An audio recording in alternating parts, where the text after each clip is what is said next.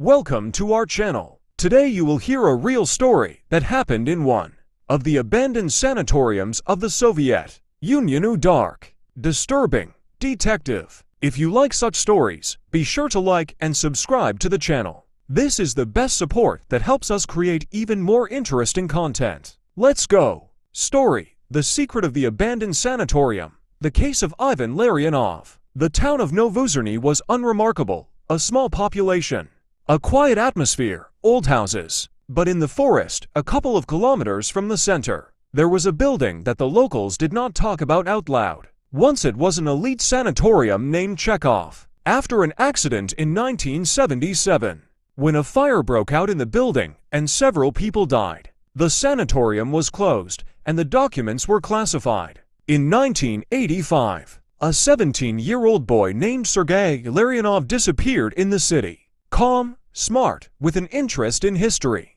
He was last seen near the sanatorium. His parents reported it to the police, but the case did not move forward. Then his uncle, prosecutor investigator Ivan Larionov, took up the investigation. He arrived from Moscow on vacation, but upon hearing about the disappearance, he decided to act independently. Ivan began by examining the place where Sergei was last seen.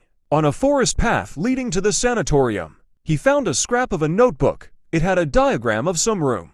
The paper was charred at the edges, as if someone had tried to burn it. At the bottom was a note: "They are still there. Don't let them get away." In the coming days, Ivan began to study the history of the sanatorium. In the city archive, he discovered that until 1953, the building was used by the NKVD as a sanatorium for employees. Then a sharp change in the composition of the patients. They arrived only on special referrals from psychiatric institutions. There was no information about this in open sources. One of the former employees, a retired paramedic, agreed to talk. According to the old man, after 1960, special patients began to be brought to the sanatorium. Young people with behavioral anomalies. Some disappeared without a trace, and at night, he said, groans were heard from the basement. He himself quit in 1971.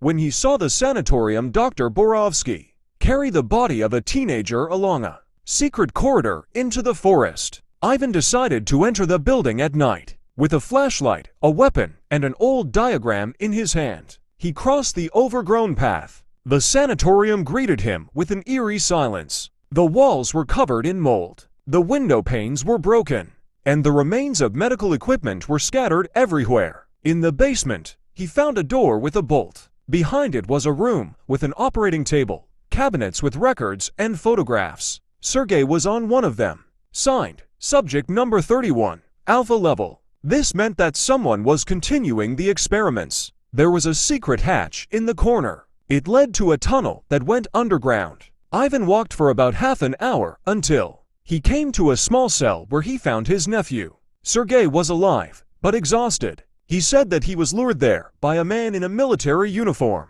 who said that they were looking for talented guys there. Sergei showed that to more teenagers were in another cell. They were saved. Ivan called the police. It was later revealed that the sanatorium was a base for underground experiments on improving cognitive abilities in conditions of sensory isolation. The operation was protected by a former KGB officer hiding in the city under an assumed name. After the case was solved, the sanatorium was demolished, and the entrances to the dungeons were walled up. Ivan resigned and never returned to Novozerny. Ivan Larionov's story is a reminder that even the quietest corners can hold terrible secrets, and that the truth can be hidden in the most forgotten places. If you like this story, support the channel with a like and a subscription. This will help us find and tell even more such real and scary stories. See you soon.